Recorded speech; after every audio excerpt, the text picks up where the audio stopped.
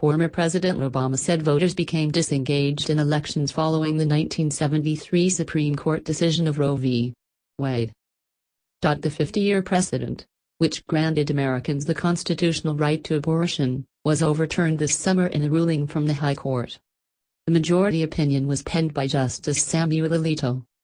During a Friday appearance on Pod Save America, a podcast whose hosts include former Obama administration staffers, Obama was asked about why progressive voters can't rely on the court system for policy. One of the problems with Roe was that it did make, I think, a lot of voters complacent, figuring, do I really have to trudge over and vote in some obscure midterm election?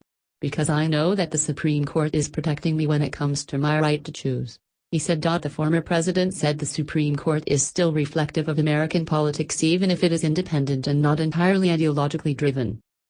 He said activists still need to do work to change hearts and minds and attitudes about issues because the court usually follows societal trends instead of leading. It's very rare where the court gets ahead of society in a significant way. It typically reacts in response, and more often when it's gotten ahead, by the way, it's done bad things rather than good things, Obama said. He said the court's rulings in Brown v.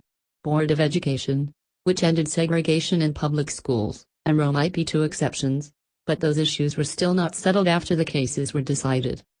So there's no shortcuts here.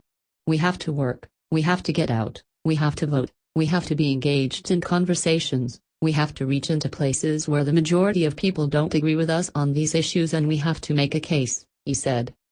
Obama's comments come just weeks before the 2022 midterm elections. Democrats in particular have campaigned on abortion rights following the overturning of Roe, which has triggered a number of abortion bans throughout the United States.